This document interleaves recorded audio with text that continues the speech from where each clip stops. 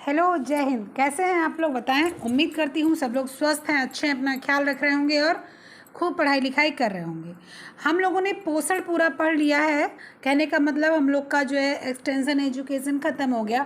उसमें जितनी भी संस्थाएं थी कार्य करती थी, उसमें एक संस्था थी पोषण अंतर्राष्ट्रीय और राष्ट्रीय पोषण संस्थान, जिसमें यूनिसेफ था, FAO था, WHO था, केयर था, ANP था, ICDS था, ICMR था, NIN था और CFTRI था। और इन सबको हम लोगों ने देखा था कि डेट क्या क्या थी। अगर जिसने वीडियोस नहीं देखी जाकर देख लीजिए। डेट को समझा, कौन सी चीज़ कब शुरू हुई, कब तक चली, टाइम में कुछ बदलाव आया नहीं, तो इन सारी संस्थाओं को हम लोगों ने पढ़ा था। लेकिन अब इन सारी संस्थाओं में एक संस्था पोषण है। पोषण संस्था के अंतर्गत है, मतलब कई संस्था उसमें अंतर्गत पोषण आता है। पोषण कहाँ से देना शुरू किया जाता है? तो सबसे पहले पोषण जो होता है वो गर्भावस्था से देना शुरू किया जाता है। ठीक है, तो सबसे पहले गर्भावस्था को जान लीजिए। ये बाल विकास के अनुसार नहीं समझाने की कोशिश कर रही हूँ, ये समझाने कर रही हूँ पोषण संस्थान के अनुसार।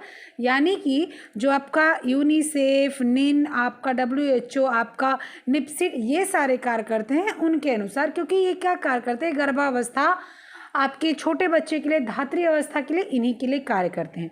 इनको ध्यान से समझना है। जब स्त्री और पुरुष का मेल होता है तब क्या होता है? बच्चा ठहरता है। और जो आमतौर पर बोला जाता है कि 40 हफ्ते तक का बच्चा होता है। इनको 3 तिमाही में बांटा जाता है। पहला थर्ड महीना, सेकेंड आपका थर्ड महीना और थर्ड महीना। यानी कि पहला 3 महीना, दूसरा 3 महीना, तीसरा 3 महीना। पहले तिमाही में बच्चे का प्रस्थापन होता है और जो है शुरू हो जाता है विकास। दूसरे तिमाही में बच्चे का विकास वगैरह अच्छे से होने लगता है। तीसरी तिमाही में बच्चे का विकास, बाल आना बच्चे का, बच्चे के अंग में मजबूती, यानी ये सारी चीज़ें शुरू हो जाती। ठीक है, दूसरी तिमाही, पहले तिमाही में क्या होता है? बच्चा 12 सप्ताह से जो है पहली तिमाही में गर्भाधान से लेके 12 सप्ताह तक के बच्चे को पहला जो है तिमाही बोलते हैं। दूसरी तिमाही में 13 सप्ताह से लेके 28 सप्ताह तक के बच्चों को हम लोग जानते हैं। तीसरी जो तिमाही होती है 28 सप्ताह से अधिक, जब तक बच्चे का जन्म नहीं हो जाता तब तक होती है। मुख्यतः 40 हफ्ते तक इसको हम लोग सोचते हैं और समझते हैं। ठीक है, तीसरी तिमाही जो होती है वो आपकी जो है 28 ख़त्म होता है और 29वां शुरू होता है। 29वां से जब तक बच्चा नहीं हो जाता तब तक लिखने पढ़ने की बात होती है 40 सप्ताह का समय। क्या हो गया?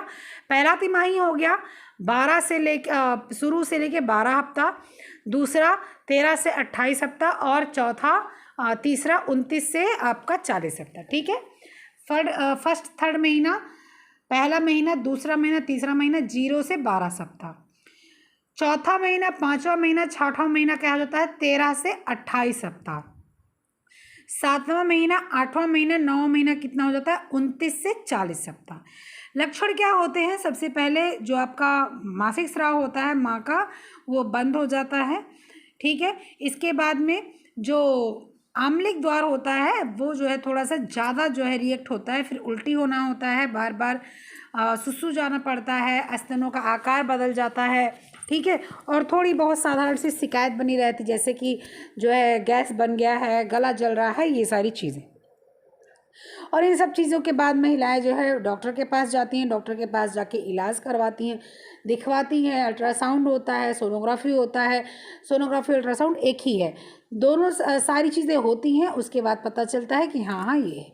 अब जांच किस प्रकार से होता है? तो जांच एक रक्त के माध्यम से होता है, एक मूत्र के माध्यम से होता है। फर्स्ट क्या किया जाता है? जब 1 महीना 15 दिन हो जाता है पीरियड आने का, जैसे पीरियड नहीं आया और 15 दिन और बीत गया, तो क्या करते हैं? आपका एक किट के माध्यम से, इस किट के माध्यम से जांच होती है। ये किट देख रहे हैं, इस किट के माध्यम से जांच होती है। अगर 1 लाइन आती है तो यानी कि प्रेगनेंसी नहीं है, 2 लाइन आती है यानी कि प्रेगनेंसी है। ठीक है, उसके बाद में रक्त की जांच होती है। देख लीजिए रक्त की जांच कैसे होती है। ऐसे जो ये आपकी मूत्र की जांच हो गई इस साइड में, इस साइड में आपकी जो है पूरी रिपोर्ट आ जाती है। इसी प्रकार से आपके रक्त की भी जांच होती है, रक्त की जांच भी इसी प्रकार से करके जांच का पता लगाया जाता है। ठीक है, ये सारी चीज़ें आपको समझ आ गई। ये बहुत मोटी मोटी चीज़ें थी, हम लोग पहले भी समझ चुके हैं। अब इसके बाद में भ्रूण का जो विकास होता है वो किस प्रकार से होता है इसको देखना है। 10 सप्ताह तक की गर्भविधि के तहत भ्रूण विकसित होता है। इसके बाद भ्रूण चरण में गर्भपात का खतरा कम हो जाता है।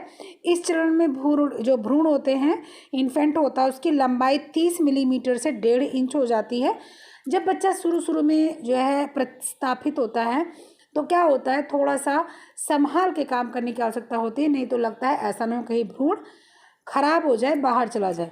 इसके बाद जब 30 मिलीमीटर इनकी 1.5 इंच का हो जाता है, थोड़ा सा स्टेबल हो जाता है क्योंकि वो 10 हफ्ते का हो चुका होता है। ठीक है, इसके बाद में अल्ट्रासाउंड के माध्यम से, क्योंकि 12 ही सप्ताह पहले 3 महीने में होता है, अल्ट्रासाउंड के माध्यम से उसकी आवाज़, धड़कन की पता कर ली जाती है और उसकी जो है सारी चीज़ें कि हाँ बच्चा अच्छे से विकास कर रहा है कि नहीं कर रहा है, ये सारी चीज़ें पता हो जाती हैं। ठीक है, 5वें 6ठे सप्ताह के बीच में ये पता चल जाता है बच्चे का जो विकास है वो होगा या नहीं होगा, उसका दिमाग, उसकी मस्तिष्क, सारी चीज़ें अच्छे से काम करेंगी या नहीं करेंगी।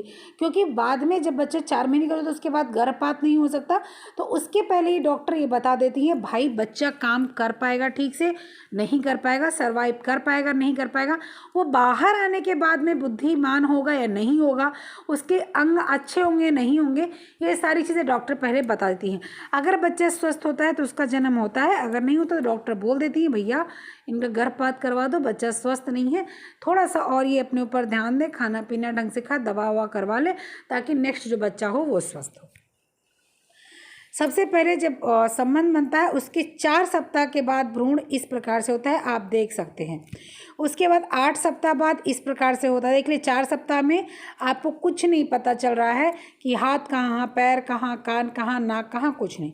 लेकिन 8 सप्ताह बाद इस प्रकार से बच्चा दिखता है। 8 सप्ताह यानी कि 2 महीना 3 महीने में ये इस तरह से 10 वीक का बच्चा दिखता है। ठीक है, 18 सप्ताह बाद करीब 20 हफ्ते का जब बच्चा होता है तो उसका आकार ये हो जाता है। ठीक है, 38 हफ्ते का जब बच्चा होता है तो उसका विकास ये हो जाता है 38 से 40 हफ्ते का।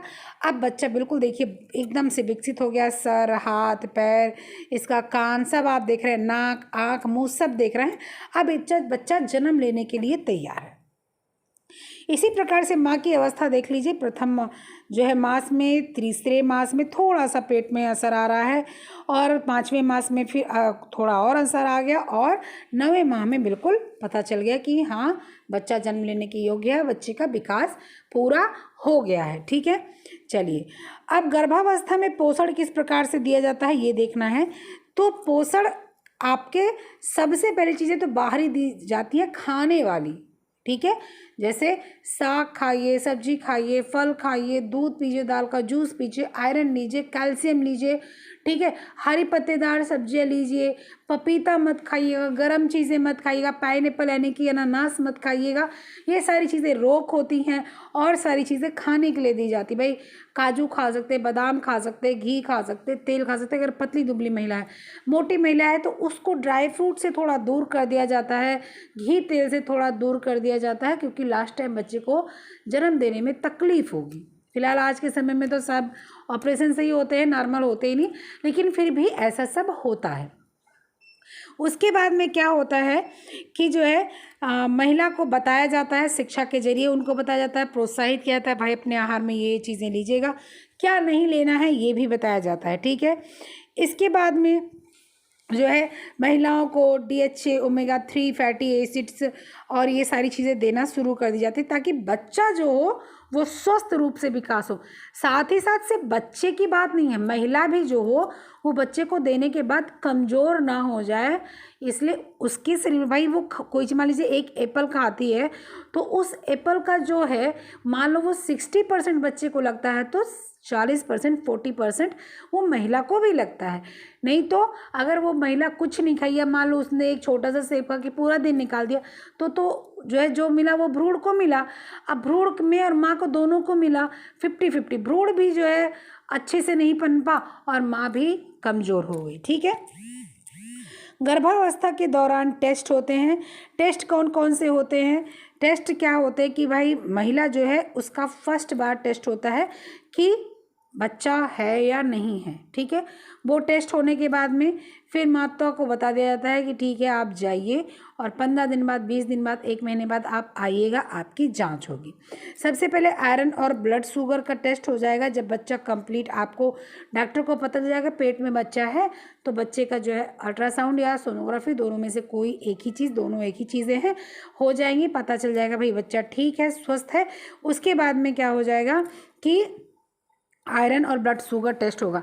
अगर बच्चा स्वस्थ नहीं है तो भी आयरन ब्लड शुगर टेस्ट होगा और बच्चे का गर्भपात करने की परिस्थिति में उसको अपनाया जाएगा। आयरन ब्लड शुगर टेस्ट होगा, उसके बाद जैसा होगा वैसी उसको परिस्थिति दी जाएगी। फिर HIV यानी कि हेपेटाइटिस बी और HIV का टेस्ट होगा। ठीक है, उसके बाद RH फैक्टर का टेस्ट होगा, रेड ब्लड सेल्स इसके अनुसार होता है। अगर RH पॉजिटिव होता है तो प्रोटीन है अच्छा मात्रा में, अगर नेगेटिव है तो क्या कहा जाता है कि रक्त कोशिकाएं जो है वो प्रोटीन नहीं पा रही हैं, उनके अंदर अच्छे से प्रोटीन नहीं है, तो वो थोड़ा सा डिफ़िकल्ट है माता के लिए। थायराइड का जांच होता है। प्रेजेंट टाइम में थायराइड बहुत अधिक फैल रहा है। हर माताओं को, हर लड़कियों को थायराइड देखने को, 100 लड़कियां अगर जांच कराने पहुंच रही हैं तो कम से कम 70 लड़कियों को थायराइड निकल रहा है या महिलाओं को निकल रहा है। तो थायराइड की जांच होती है। और भी बहुत सारे टेस्ट होते हैं कॉम्प्लिकेटेड। आपकी जो है प्रेगनेंसी टेस्ट होता है, भाई कोई कॉम्प्लिकेशन नहीं है। ब्लड टेस्ट होता रहता है। आपकी vitamin D, vitamin A, vitamin C, इन सब के टेस्ट होते हैं। आयरन के टेस्ट होते हैं। ठीक है, और इसके बाद में अल्ट्रासाउंड हर 3 महीने पे होता रहता है। कॉम्प्लिकेशन कोई है तो 2 महीने पे भी हो सकता है, 1.5 महीने पे भी हो सकता है। ये सारी चीज़ें। फिर बच्चे का भी उसी के माध्यम से जाँच हो जाता है, माँ के माध्यम से ही, कि बच्चे का जो है दिमाग की हालत ठीक है, बच्चे का विकास ठीक से हो रहा है, बच्चे की धड़कन अच्छे से पता चल रही है, ये सारी चीज़ें पता चल जाती हैं। इसके बाद में प्रेगनेंसी के दौरान अल्ट्रासाउंड होता है। मैंने बोला प्रारंभिक स्कैन शुरुआती दिनों में ही कर लिया जाता है, जब बच्चे की धड़कन, एक्टोपिक प्रेगनेंसी, ब्लीडिंग क्यों नहीं हो रही, ये सब पता लग जाता है।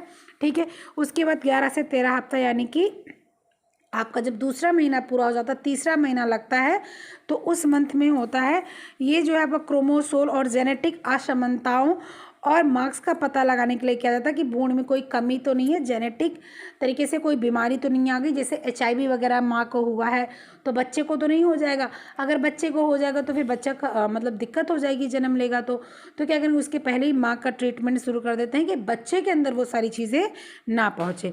19 हफ्ते में सोनोग्राफी होती है। इसमें क्या हो जाता है, बच्चे के ये देख लिया जाता है भाई बच्चे को कोई चीज़ की अगर समस्या है तो उसकी दवा दर्पण कर दिया जाए, माँ को कोई समस्या है तो उसको। इसके बाद लास्ट मंथ होता है सोनोग्राफी। वो इसलिए होता है बच्चा उल्टा तो नहीं है, बच्चा जो है वो जो अंदर नसें होती हैं उसमें लपेट तो नहीं उठा है। बोलते ना आप लोग सुने होंगे इसको देसी भाषा में कि नाड़ी लपेट उठी है बच्चे के ऊपर, बच्चा उल्टा है, जन्म नहीं ले सकता। तो लास्ट मंथ में ये सारी जांच होती है। ठीक है, गर्भावस्था के दौरान जो है जो आपकी सबसे बड़ी जो है आपको सुरक्षित रहने की आवश्यकता है, उसमें आपको अच्छे से अच्छी चीज़ें खानी है। हीमोग्लोबिन यानी कि HB की आपको ध्यान देना है, आयरन कम ना होने पाए, शरीर में आयरन अच्छा होना चाहिए। ठीक है, मधुमेह, रक्तचाप, थायराइड आदि अगर है तो परहेज करके उसको कंट्रोल में करके रखना चाहिए। अत्यधिक कोई भी चीज़ इस प्रकार से ना खा ले कि नुकसान कर दे। ठीक है, अगर पेट दर्द है और अगर प्राइवेट पार्ट में स्राव हो रहा है तो उसको डॉक्टर को दिखाना चाहिए। बिना डॉक्टर को दिखाए मत बैठें। हो सकता है भाई कौन सा स्राव है, किस प्रकार का स्राव, डॉक्टर ही बता सकते हैं उसको। ठीक है, दवा जो डॉक्टर दे रहे हैं उसको लीजिए। अगर उन्होंने कोई दवा आप लेते हो उसको मना कर दिया है तो उसको बिल्कुल मत लीजिए। जब तक बच्चा पेट में है तब तक पेट की मालिश ना कराएं, थाई यानी कि जांघ की मालिश नहीं कराएं, कमर की मालिश ना कराएं जब तक बच्चा पेट में है। बहुत लोगों को क्या होता है, दर्द होता है तो मालिश कराने लगते हैं, ऐसा नहीं कराना चाहिए। साथ ही साथ कोई भी समस्या आती है अगर आपको जो है स्वास्थ्य से, तो डॉक्टर को ज़रूर दिखाएं। हाँ, ये बोला जा सकता है भाई कई बार ऐसी परिस्थिति नहीं होती या धन की कमी हो जाती है या परिस्थिति ऐसी नहीं होती, सुविधा की कमी हो जाती है, हम लोग डॉक्टर के पास नहीं पहुंच पाते, तो उस माध्यम से किसी भी कुशल व्यक्ति से जो कुशल हो इस चीज़ में, वो नहीं जो झोला छाप डॉक्टर टाइप हो, कुशल वो मान लीजिए कोई नर्स मिल जाती है आपको, कोई मिडवाइफ मिल जाती है, तो अगर आपके पास पैसे नहीं है तो आप उनसे रिक्वेस्ट करके उसकी जो है अपने सुविधानुसार उससे जो है आप अपना देखभाल करने की आवश्यकता भर कोशिश कर ले, और उसके बाद में जिस प्रकार से जो है सारी चीज़ें अच्छे से हो जाएं उस प्रकार की चीज़ों को करना चाहिए। ठीक है। इसके बाद में आपको पता है बच्चे का किलोग्राम कितना होना चाहिए। बच्चा 3 किलोग्राम से अगर जो है कम जाता है तो भी जो है उसको थोड़ा सा जो है कमज़ोर बच्चा समझाता है, लेकिन 2.5 किलोग्राम से कम बच्चा नहीं होना चाहिए, 2.5 किलोग्राम से ज़्यादा बच्चा होना चाहिए। लेकिन 3 किलोग्राम का बच्चा बिल्कुल स्वस्थ माना जाता है। उसके ऊपर जाएगा बच्चा तो स्वस्थ है, 3 से 4 भी हो जाता है, 4.5 के भी बच्चे हो जाते हैं, 5 के भी बच्चे हो जाते हैं, तो ऐसी कोई बड़ी बात नहीं है। गर्भावस्था में बहुत ही टाइट कपड़े नहीं पहनने चाहिए, ढीले ढाले कपड़े पहनने चाहिए, ऊंची हील की सैंडल नहीं पहननी चाहिए, ठीक, कोई भारी चीज़ नहीं उठानी चाहिए। बस में जो है आपको जो है सफ़र करने जो है थोड़ी सी असुविधा होती है, क्योंकि उसमें पहली बात तो सीढ़ियाँ ऊंची होती है, उसके बाद बैठना ही पड़ता है। ट्रेन में सफ़र कर लेना चाहिए। ठीक है। इसके बाद में जो है अगर समस्या हो तो अगर सफ़र ना किया जाए तो ये अच्छा है, लेकिन लास्ट 8वें-9 महीने में सफ़र ना करें तो अच्छा है। थोड़ा सा सुबह शाम पैदल टहलना चाहिए, 8 घंटे की नींद लेनी चाहिए। ये सारी चीज़ें गर्भावस्था की हैं। ठीक है। अब गर्भावस्था में टीका क्या क्या होता है ये हम लोग देखेंगे। ये देखिए महिलाओं को टीका क्या क्या दिया जाता है। गर्भवती महिलाओं को इन्फ्लुएंजा का दिया जाता है, टिटनस, डिप्थीरिया, पर्टुसिस का दिया जाता है। ठीक है। उसके बाद में खसरा, कंठमाला, रुबेला का दिया जाता है, छोटी चेचक का दिया जाता है, हेपेटाइटिस ए, हेपेटाइटिस बी, ठीक है, और न्यूमोको कोकल का दिया जाता है। ठीक है। मेनिंगो कोकल का दिया जाता है, पीला बुखार दिया जाता है, जापानी मस्तिष्कोप दिया जाता है, आंत्र ज्वर, विसहरिया, रेबीज। ये अगर टीका गर्भवती महिला लगवाती है तो दिया जाता है। सिफारिश की गई, सिफारिश करने का मतलब ये है कि अगर आवश्यकता हो तो इन सब टीकों को जो है लगाना जरूरी होता है। अब जैसे जो स्वास्थ्य केंद्र से जुड़ा है उसको तो टीका सब लग जाता है, या जो सरकारी अस्पताल से जुड़ा हो उसको भी लग जाता है। जो प्राइवेट महिला है उसको लगना ना लगना इसलिए थोड़ा सा कन्फ्यूज़न होता है कि भाई जो है प्राइवेट वाले कुछ करते हैं तो उसका पैसा लेते हैं, तो जो आप जितना पूछते हैं उतना वो बताते हैं। लेकिन अगर आप स्वास्थ्य केंद्र पे जाते हैं, महिला जो है चिकित्सा केंद्र जो होता है आपका सरकारी वाला, वहाँ जाते हैं तो वहाँ आपको ये सारी चीज़ें बुक पकड़ा दी जाती हैं और आपके साथ एक आशा बहू रहती है, वो सारा चीज़ समझा देती है। तो ये सारी चीज़ें होती हैं। ठीक है। ये आपको कहाँ पर मिल जाएगा? ये आपको मिल जाएगा ग्रुप पर। आप लोग परेशान मत होइए, ये आपको ग्रुप पर मिल जाएगा। ठीक है। तो ये आपकी चीज़ें हैं। आगे बढ़ते हैं। गर्भावस्था में पोषण संस्था कौन कौन सी काम करती है? तो एक ICDS काम करती है, हम लोगों ने देखा था, 300 कैलोरी और 8 से 10 ग्राम प्रोटीन पर डे उनका देने का एक नियम है। ठीक है। इसके बाद ANP बच्चों के लिए ही काम करती है, लेकिन जो आपकी गर्भावस्था और बच्चों दोनों के लिए काम करती है उसकी बात हम लोग कर रहे हैं। ठीक है। इसलिए कंफ्यूज मत होइएगा, ना कीजिएगा। क्या कि सबसे पहले ICDS 0 से आपके 6 वर्ष तक के बच्चे का काम किया जाता है, लेकिन गर्भस्थ माँ अगर रहती है और उसको कोई भी पोषण की कमी होती है तो वो जो क्या करती है, एक मतलब WHO से या जो है यूनिसेफ से मांग करती है कि भाई इस महिला, यहाँ इस क्षेत्र की महिला को कुछ आहार ऐसा दे दीजिए ताकि बच्चा जो गर्भ में है वो स्वस्थ रहे। ठीक है। इसके बाद में आपका BFHI जो बेबी फ्रेंडली वाला जो हम लोगों ने पढ़ा था, बेबी फ्रेंडली हॉस्पिटल एनिटेटिव, तो ये वाला भी क्या होता है, बच्चे के लिए काम करता है। ये भी गर्भस्थ शिशु के लिए भी काम करता है, क्योंकि ये गर्भावस्था में बच्चों को देने वाली जो है चीज़ों को, जैसे बच्चे गर्भस्थ हैं, गर्भ में हैं, तो उनको स्वास्थ्य अच्छे से दिया जाए। ठीक है। WHO करता ही है, जो है बच्चों के लिए भी कार्य कर रहा है, यूनिसेफ बच्चों के लिए भी कार्य कर रहा है। ठीक है। और गर्भावस्था के लिए भी कार्य कर रहा है, क्योंकि गर्भस्थ शिशु जो है उसके लिए भी कार्य कर रहा है। ठीक है। उसके बाद में और बहुत सारी जो है संस्था आपकी आ जाती है, NIN आ जाती है, वो काम करती है माँ और बच्चे दोनों के लिए, यानी कि गर्भ में जो बच्चा है उसके लिए काम करती है। ठीक है। एकीकृत बाल विकास योजना आपकी ICDS है, ये भी काम करती है किसके लिए, बच्चे के लिए और जो है गर्भस्थ बच्चे के लिए। ठीक है। जब बच्चे जन्म ले लेते हैं तो माँ के लिए काम नहीं करती है, तब बच्चे के लिए सिर्फ काम करती है क्या करती है, 300 कैलोरी और 8 से 10 ग्राम प्रोटीन, ICDS यानी कि एकीकृत बाल सेवा। ठीक है, इसके बाद में आपका जो है और भी बहुत सी चीज़, केयर आपका काम करता है बच्चों के लिए। ठीक है, तो CFTRI ये आपके जो है मतलब आपके जितने भी क्षेत्र हैं निपसिट बच्चों के लिए कार्य करता है, और बच्चों के लिए जो जो कार्य करेगा वो गर्भावस्था के लिए भी कार्य करना उसका करीब करीब जो है रहता है। ठीक है, उसके बाद में आपका जो है यूनिसेफ है ही जो बच्चों के लिए कार्य करता है। ठीक है, इसके बाद में और क्या है, उसके बाद में एक है CSWB, ये बच्चों के लिए कार्य करता है, ये गर्भावस्था में शिशु के लिए कार्य नहीं करता है। ठीक है, गर्भावस्था के लिए कार्य नहीं करता। यूनिसेफ जो है ये आपका क्या करता है, ये बच्चों के कल्याण के लिए कार्य करता है, और ये गर्भावस्था में माताओं का जो बच्चे होते हैं उनके लिए भी कार्य करता है। ठीक है, आपका ये समझ लीजिएगा ICDS गर्भवती महिलाओं के लिए, स्तनपान कराने वाली महिलाओं के लिए और बच्चों के लिए, तीनों के लिए कार्य करता है। ठीक है, तो ये सारी संस्थाएं हैं, इन सारी संस्थाओं को सारी चीज़ें हम लोग देखते हैं कार्य करते हैं। ये सारी संस्थाओं को लिखित में आपको मिल जाएगा कहाँ पर, आपके ग्रुप पर। ठीक है, चलिए फिर मिलते हैं नेक्स्ट वीडियो में, तब तक के लिए ख्याल रखिए, पढ़ते लिखते रहिए, मस्त रहिए, खुश होकर, बाय बाय, जय हिंद।